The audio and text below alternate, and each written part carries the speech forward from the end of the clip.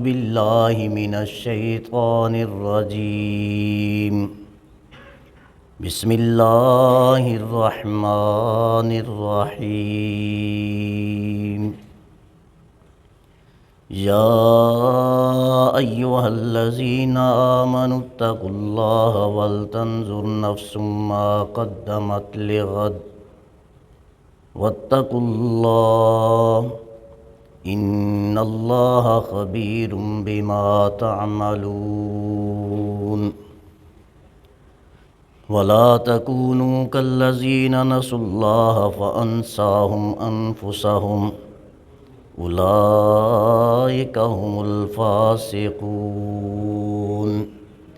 صدق اللہ مولانا العظیم وبلغنا رسولہ النبی الکریم الامین الرؤوف الرحیم ونحن على ذلك لمن الشاہدین والشاکرین والحمد للہ رب العالمین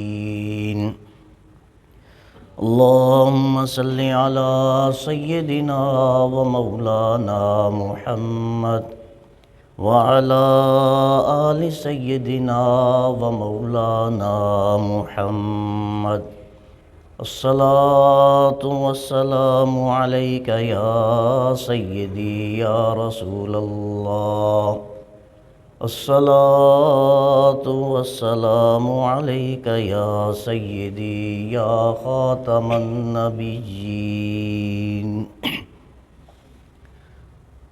حمد و ثنا کے بعد معزز و محتشم حضرات سامعین کرام، سورۃ الحشر آیات 18 اور 19 تلاوت کرنے کا شرف حاصل کیا ہے۔ حضرات محترم، ماہ رمضان المبارک آپ جانتے ہیں رحمت، بخشش اور جہنم سے آزادی کا سامان ہے امت مسلمہ کے لیے، اور وہ لوگ جن کا تعلق اپنے رب سے کسی بھی وجہ سے ٹوٹ چکا ہے، اس تعلق کو دوبارہ سے اپنے رب کے ساتھ استوار کرنے اور مضبوط کرنے کا سبب اور موقع ہے، اور یہ موقع اسی وقت بندہ اویل کر سکتا ہے جب اسے احساس ہو کہ مجھ سے کچھ غلط ہوا ہے۔ اللہ تبارک و تعالیٰ نے قرآن مجید میں اپنے محبوب صلی اللہ علیہ وسلم کا مقام بیان کرتے ہوئے ارشاد فرمایا وَلَا تَجْهَرُوا لَهُ بِالْقَوْلِ كَجَهْرِ بَعْضِكُمْ لِبَعْضٍ أَن تَحْبَطَ أَعْمَالُكُمْ وَأَنْتُمْ لَا تَشْعُرُونَ۔ میرے محبوب کی بارگاہ کا ادب لحاظ کرتے رہنا، اگر بے ادبی کے مرتکب ہو گئے تو تمہارے اعمال بھی ختم ہو جائیں گے اور تمہیں احساس بھی نہیں ہوگا کہ ہماری دولت ایمانی ہم سے لٹ چکی ہے، ختم ہو چکی ہے۔ تو جب انسان کو احساس ہوتا ہے کہ میرا نقصان ہو گیا ہے، وہ اس نقصان کو پورا کرنے کی کوشش کرتا ہے، لیکن اگر اسے احساس ہی نہیں ہے، وہ اپنے تئیں سمجھ رہا ہے کہ میرا سب کچھ مکمل ہے، میرے پاس موجود ہے، تو وہ جب وقت آنے پر پتہ چلتا ہے کہ بچہ ہی کچھ نہیں ہے، تو پھر اس کے پاس سوائے افسوس کے، سوائے رونے دھونے کے اس کے پاس کچھ بچتا نہیں ہے۔ تو ماہ صیام اللہ تبارک و تعالیٰ نے رمضان المبارک اپنے بندوں کو عطا فرمایا، پھر ارشاد فرمایا، نبی اکرم صلی اللہ علیہ وسلم نے ارشاد فرمایا من صام رمضان ایمانا و احتسابا غفر له ما تقدم من ذنبه او کما قال صلی اللہ علیہ وسلم۔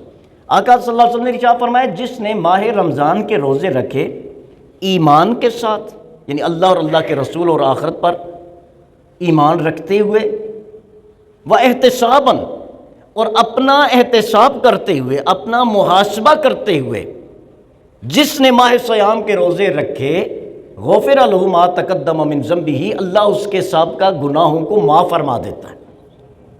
اب آپ غور فرمائیں کہ گناہوں کی معافی جو ہے وہ اپنے احتساب کے ساتھ مشروط ہے۔ خالی بندہ روزہ رکھے تو یہ تو ایسا ہی ہے کہ صبح سے لے کر شام تک بھوکا رہ گیا۔ نبی اکرم صلی اللہ علیہ وسلم نے اس بارے میں بھی ارشاد فرمایا بہت سارے روزے دار ایسے ہیں کہ انہیں روزے سے سوائے بھوک اور پیاس کے اور کچھ نہیں ملتا، پانی نہیں پیتے، روٹی نہیں کھاتے، بھوکے بھی رہتے ہیں، پیاسے بھی رہتے ہیں اور ثواب بھی نہیں ملتا۔ اور بہت سارے قائم اللیل ایسے ہیں، راتوں کی عبادت کرنے والے بہت سارے ایسے ہیں کہ جنہیں سوائے تھکاوٹ کے اور کچھ ملتا نہیں ہے۔ اب وجہ کیا ہے؟ دوسری حدیث میں آقا نے فرمایا من لم یدع قول الزور والعمل بہا، جس بندے نے جھوٹ بولنا نہ چھوڑا اور جھوٹ پر عمل پیرا ہونے کو ترک نہیں کیا، فلیس للہ حاجہ، اللہ کو اس کی کوئی ضرورت نہیں ہے کہ وہ اپنا کھانا پینا چھوڑ دے۔ اللہ کو کیا ضرورت ہے؟ رب تو یہ چاہتا ہے لعلکم تتقون، تم پرہیزگار بن جاؤ، تم متقی بن جاؤ، تم جہنم سے آزادی اور جنت کے باسی بن جاؤ، رب تو یہ چاہتا ہے۔ لیکن اگر تم کام پھر شیطانوں والے کرتے ہو، روزہ رکھ کے بھی جھوٹ بول رہے ہو، روزہ رکھ کے بھی ملاوٹ کر رہے ہو، روزہ رکھ کے بھی رشوت کھا رہے ہو، روزہ رکھ کے بھی دوسروں کو تنگ کر رہے ہو، روزہ رکھ کے بھی غیبت کر رہے ہو اور تہمتیں لگا رہے ہو، تو رب کو تمہارے بھوکے رہنے سے کیا مطلب ہے؟ اس نے کوئی اپنا نعوذ باللہ جو ہے وہ راشن بچانے کے لیے روزے فرض تو نہیں کیے، رب نے روزے فرض اس لیے کیے لعلکم تتقون، خود ارشاد فرما دیا رب یہ چاہتا ہے کہ تم متقی بن جاؤ۔ اب متقی کیسے بنیں گے؟ اس کے لیے سب سے اہم بات یہ ہے کہ ہمیں اپنے گناہوں کا احساس بھی ہونا چاہیے، اپنی خطاؤں کا احساس بھی ہونا چاہیے، تبھی تو جا کے توبہ کرنے کی توفیق ملے گی۔ اب ایک بندہ نماز پڑھ رہا ہے 5 وقت، وہ سمجھتا ہے مجھ سے بڑا نمازی کوئی نہیں ہے۔ ایک بندہ حج پہ حج کیے جا رہا ہے، وہ سمجھتا ہے مجھ سے بڑا حاجی کوئی نہیں ہے۔ ایک بندہ عمرے پہ عمرہ کیے جا رہا ہے، وہ تو یہی سمجھے گا میرے تو گناہ معاف ہیں۔ ایک بندہ مسجد پہ مسجد بنا رہا ہے، مدرسے پہ مدرسہ کھول رہا ہے، یتیموں کی خدمت کر رہا ہے، اب وہ تو یہی سمجھے گا نا میں نیک ہوں۔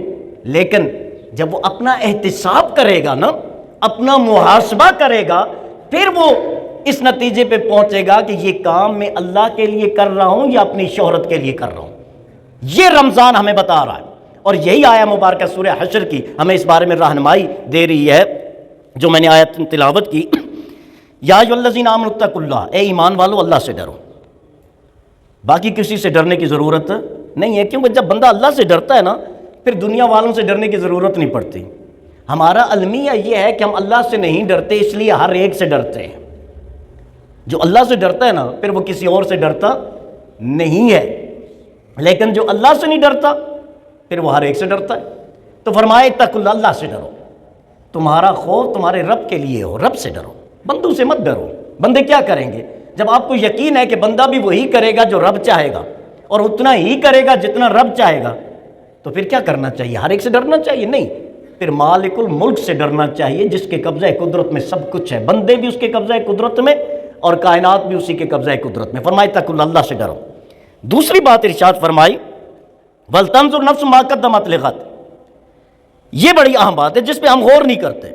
وَلْتَنْظُرْ، غور کرے، نفسن، ہر نفس، ہر نفس، ہر انسان، ہر ذی روح غور کرے ما قدمت لغد، وہ آگے کے لیے کیا بھیج رہا ہے۔ بات سمجھ میں آئی؟ وہ غور کرے آگے کے لیے کیا بھیج رہا ہے۔ اگر کوئی بندہ فارن میں ہو، 10-15 سال وہاں لگائے، نہ سیونگ کرے اور نہ اپنے وطن کوئی بینک بیلنس بنائے، تو آپ کیا کہیں گے؟ بڑا کامیاب آدمی ہے؟ کہیں گے نہیں، بڑا نالائق انسان ہے، 15-20 سال سفر کی صحبتیں بھی برداشت کی، اپنے اعزاء اقارب سے بھی دور رہا، بچوں سے بھی دور رہا، لیکن کتنا ناکام انسان ہے، نہ اپنا کچھ کر سکا نہ بچوں کا کچھ کر سکا، اور اب اس حکومت نے بھی وہاں سے کیا کر دیا؟ ڈیپورٹ کر دیا، واپس بھیج دیا ہے، پیک کر کے جو ہے واپس۔ تو آپ کیا کہیں گے؟ بڑا کامیاب آدمی ہے؟ نہیں، کیا کہا جائے گا؟ بڑا ناکام آدمی ہے کہ سفر میں بھی رہا، تکلیف بھی برداشت کی اور اپنا کچھ کیا بھی نہیں ہے۔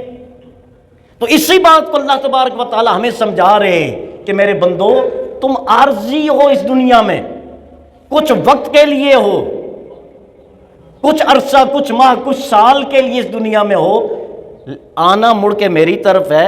وَلْتَنْظُرْ نَفْسٌ مَا قَدَّمَتْ لِغَدٍ، لہٰذا تم میں سے ہر ایک کو یہ دیکھنا ہوگا کہ اپنے آگے کے لیے وہ کیا بھیج رہا ہے، وہ کیا بھیج رہا ہے اپنے رب کی بارگاہ میں، کیونکہ خود بھی تو وہاں جانا ہے نا۔ اور دوسری بات یہ ہے کہ اللہ کی بارگاہ میں ہر ایک کی پیشی ضرور ہوگی۔ حضرت عمر رضی اللہ تعالیٰ عنہ کا بڑا پیارا ارشاد پاک ہے، آپ فرماتے ہیں حاسبوا قبل ان تحاسبوا، اپنا احتساب کر لو اس سے پہلے کہ رب تمہارا احتساب کرے۔ اپنا خود احتساب کر لو کہ میں نے پلاٹ کتنے غصب کیے ہیں، میں نے رشوت کتنی لی ہے، میں نے سود کتنا لیا ہے، میں نے دھوکہ کتنا دیا ہے، میں نے بے ایمانیاں کتنی کی ہیں، میں نے پڑوسیوں کو کتنا تنگ کیا ہے، میں نے غریبوں کا کتنا جو خون چوسا ہے۔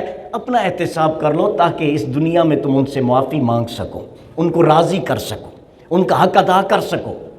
قبل ان تحاسبوا، اس سے پہلے کہ تمہارا رب تمہارا احتساب کرے۔ اور رب کب احتساب فرمائے گا؟ قیامت کے دن۔ اور وہاں حساب جو ہوگا نا وہ بڑا مختلف ہوگا، وہاں حساب بڑا مختلف ہوگا۔ وہاں کسی کا جو ہے نا کوئی سفارشی کام نہیں آئے گا۔ یہاں تم کہتے نا اگر کورٹ تک پہنچ گیا معاملہ جھوٹے گواہ بنا لیں گے، تو وہاں جھوٹے گواہ نہیں بنیں گے، وہاں یہ جلد ہماری گواہی دے گی۔ اور جب جلد گواہی دے گی نا، قالوا لجلودہم، اللہ فرماتا ہے پھر وہ انسان اپنی جلد سے کہے گا لما شہدت علینا، تو نے میرے خلاف کیوں گواہی دی؟ تو وہ جلد کہے گی انطق اللہ، اللہ نے انطقنا اللہ، ہمیں اللہ نے بولنے کا حکم دے دیا ہے۔ الذی انطق کل شیء، وہ رب جس نے ہر چیز کو بولنا سکھایا۔ یہ جلد۔ پھر ہاتھوں کو دیکھیں تو اللہ فرماتا ہے الیوم نختم علی افواہہم وتکلمنا ایدیہم وتشہد ارجلہم، زبان بند ہو جائے گی، یہ ہاتھ اور پاؤں گواہی دیں گے۔ اب آپ غور فرمائیں، جلد بھی ہمارے خلاف گواہی دے گی، ہاتھ بھی ہمارے خلاف گواہی دے رہے، پاؤں بھی ہمارے خلاف گواہی دے رہے۔ اچھا کیا گناہ چھپ کر لے تو بچ جائیں گے؟ اللہ فرماتا ہے یومئذ تحدث اخبارہا، یہ زمین بھی خبریں باہر نکال کے رکھ دے گی۔ بِأَنَّ رَبَّكَ أَوْحَىٰ لَهَا، صحابہ نے عرض کی یا رسول اللہ یہ زمین اپنی خبریں باہر، اس کا کیا مطلب ہے؟ تو آقا نے ارشاد فرمایا اس کا مطلب یہ ہے کہ یہ بتائے گی کہ اس کے اوپر کس نے کیا کیا کیا ہے اور کب کب کیا ہے۔ کس سے چھپنے کی کوشش کر رہا ہے بندہ؟ کس سے بچنے کی کوشش کر رہا ہے؟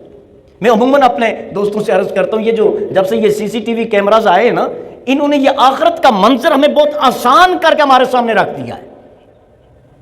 ہماری مسجد میں کیمرے لگے ہوئے، ہارڈ ڈسک موجود ہے، وہاں وہ کیا ہے مطلب جو کچھ ہم کر رہے ہیں وہاں کیا ہو رہا ہے؟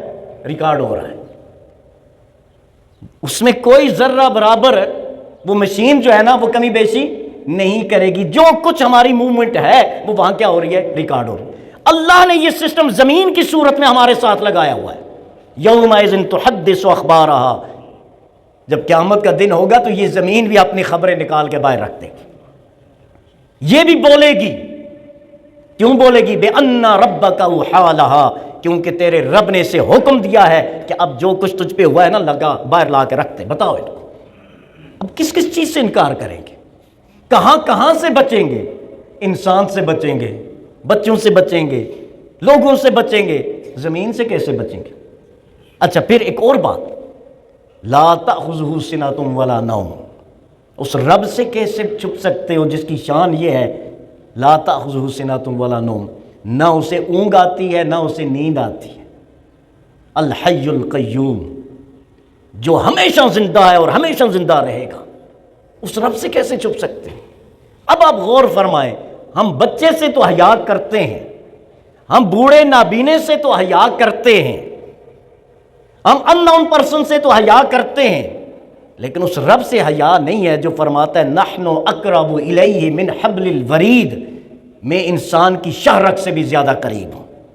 قرب اتنا کہ رب سے زیادہ کوئی اور قریب نہیں ہے، اور شان وہ کہ لا تأخذہ سنۃ ولا نوم۔ لیکن اس کے باوجود اللہ تعالیٰ نے یہ گواہی اپنے پاس نہیں رکھی، زمین کو گواہ بنایا، ہاتھوں کو گواہ بنایا، جلد کو گواہ بنایا، پاؤں کو گواہ بنایا، سارے سسٹم کو گواہ بنا دیا، تاکہ کل یہ انسان نہ کہے کہ یا اللہ یہ میرے ساتھ ناانصافی ہوگی۔ کفا بنفسک علیک حسیبا، اللہ فرماتا ہے تیرا نفس ہی تیرے خلاف بطور گواہ کافی ہے۔ کفا بنفسک علیک حسیبا، تجھے کسی اور گواہ کی ضرورت نہیں ہے، تیرا اپنا آپ تیرے خلاف گواہ ہوگا۔ اب یہ ساری باتیں عرض کرنے کا مقصد کیا ہے؟ مقصد یہ ہے کہ ہم اپنا احتساب کریں، بات صرف وہی ہے۔ کیوں؟ اس جسم کو کتنا ہم بناتے ہیں، ہم سنوارتے ہیں، اسے گرمی سے بچاتے ہیں، اسے سردی سے بچاتے ہیں، اسے تکلیف سے بچاتے ہیں۔ اب قیامت کے دن یہی ہمارے خلاف گواہ ہوگا۔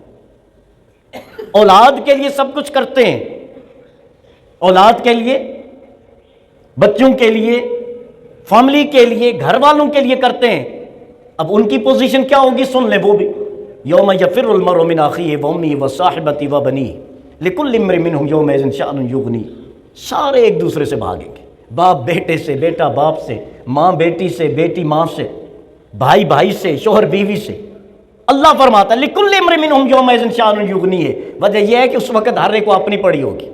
وہاں بیٹا یہ نہیں کہے گا کہ ابا یہ عذاب ہم نصف کرتے ہیں کیونکہ آپ نے جو رشوت لی تھی وہ تو میرے پڑھائی کے لیے لی تھی نا، مجھے بڑا آدمی بنانا چاہ رہے تھے۔ نہیں، یفر المرء من ابیہ، پہلے بیٹا باپ سے بھاگے گا۔ اب اس باپ کو سوچنا چاہیے نا کہ جو اپنی قبر کو جہنم بناتا ہے بیٹے کی دنیا سنوارنے کے لیے، یہ تو اس کو سوچنا چاہیے کہ وہ کیا کر رہا ہے۔ اور جبکہ اسے یہ بھی پتا ہے کہ قیامت کے دن وہ بیٹا اس کا نہیں ہوگا، وَلَا تَزِرُ وَازِرَةٌ وِزْرَ أُخْرَىٰ، کوئی کسی کا بوجھ نہیں اٹھائے گا، ہر ایک کو اپنا بوجھ اٹھانا ہے، اور بوجھ بھی ایسا فَمَنْ يَعْمَلْ مِثْقَالَ ذَرَّةٍ خَيْرًا يَرَىٰ وَمَنْ يَعْمَلْ مِثْقَالَ ذَرَّةٍ شَرًّا يَرَىٰ۔ ذرہ برابر نیکی اگر کی ہے نا اللہ اس کا اجر دے گا، ضائع نہیں ہوگی، اور اسی طرح ذرہ برابر اگر گناہ کیا ہے نا حساب اس کا بھی دینا پڑے گا، بچنا نہیں ہے، ہر ایک کو حساب دینا ہوگا۔ تو اب اگر وہ بندہ آج اپنا احتساب کر لے، آج اپنا احتساب کر لے، آج خود منصف بن جائے۔ اب دیکھیں نا، ہم ڈیلی کے حساب لکھتے ہیں نا، آفس میں ہیں تو بھی لکھتے ہیں، گھر میں تو بھی لکھتے ہیں، اس کو اتنا دیا، اس سے اتنا لینا ہے، فلاں کام کیا ہے، فلاں کرنا ہے، بناتے ہیں رپورٹ میں، لکھتے ہیں، کچھ لکھتے ہیں کچھ دہراتے ہیں، لیکن کرتے ضرور ہیں۔ کیا کبھی یہ بھی کیا ہے کہ شام کو بیٹھ کے ایک لسٹ بنائی جائے کہ آج اتنے گناہ کیے ہیں اور اتنی نیکیاں کی ہیں؟ بہترین طریقہ نا احتساب کا اپنا نا، شام کے ٹائم میں نہیں کہہ رہا سب کو بلا کے بٹھائے، نہیں، اکیلے بیٹھے، تنہائی میں بیٹھے، آپ اور آپ کا رب ہو، ہاتھ میں قلم رکھیں، ایک ڈائری ہو پوشیدہ، اس میں لکھیں صبح سے لے کے شام تک اتنے جھوٹ بولے، اتنی غیبت ہوئی، اتنا دھوکہ دیا، اتنوں کو تکلیف دی، اتنے گناہ ہوئے، ایک لائن میں وہ لکھے جائیں، اور دوسری لائن میں اتنے سچ بولے، اتنوں میں صلح کروائی، اتنا صدقہ کیا، اتنی اچھی باتیں کی، فلاں کو رستہ دکھایا، فلاں مجبور کھڑا تھا، میں بائک پہ جا رہا تھا یا گاڑی پہ تھا، اس کو میں نے پک کیا، اس کی منزل تک پہنچایا، وہاں تک ڈراپ کیا۔ یہ بنائیں، میرا خیال ہے جب ہم بنائیں گے نا تو ہمارے گناہ کی لسٹ ڈیلی ہماری زیادہ ہوگی اور نیکیوں کی لسٹ ہماری کم ہوگی۔ تو اگر 4-6 دن یہ پریکٹس ایک ہفتہ اس رمضان کے مہینے میں آپ کر لیں، مجھے اپنے رب کی رحمت سے امید ہے کہ ہمیں خوف آنے لگے گا گناہ کرتے ہوئے کہ یا اللہ یہ 15 دن کی اتنی بڑی لسٹ ہے تو 50 سال کا حساب کیسے دوں گا؟ یہ تو میرے ذہن میں جو باتیں تھی یہ اتنی بھارے گناہ بن چکے ہیں، تو میرے مالک میں آگے کیا کروں گا؟ اور پھر یاد رکھنا وَنَضَعُ الْمِيزَانَ، اللہ فرماتا ہے ہم نیکیوں کو تولیں گے، وزن کریں گے۔ حضرت عمر فرماتے ہیں وَازِنُوا قَبْلَ أَن تُوزَنُوا، اپنے اعمال کا وزن بھی کر لو۔ پہلی بات کیا تھی؟ اپنا احتساب کر لو اس سے پہلے کہ تمہارا احتساب کیا جائے۔ دوسری بات کیا ارشاد فرمائی؟ وَازِنُوا قَبْلَ أَن تُوزَنُوا، اپنے اعمال کا وزن کر لو اس سے پہلے کہ قیامت کے دن تمہارے اعمال کا وزن ہو۔ آپ جانتے ہیں نا قیامت کے دن اعمال گنے نہیں جائیں گے، کاؤنٹ نہیں کیے جائیں گے، وہاں کیا کیا جائے گا؟ وزن کیا جائے گا، وزن کیا جائے گا۔ اب وزن میں کیا ہوگا؟ اب غور فرمائیں، عمل کا وزن کیا جائے گا، عمل کا، روزہ عمل ہے وزن کیا جائے گا، نماز عمل ہے وزن کیا جائے گا، نیکی عمل ہے لیکن وزن کیا جائے گا۔ ہونا تو یہ چاہیے نا کہ نمازیں اتنی، روزے اتنے، زکوٰۃ اتنی، نیکیاں اتنی، لیکن اللہ فرماتا نہیں، وہاں وزن کیا جائے گا۔ اب ہوگا کیا؟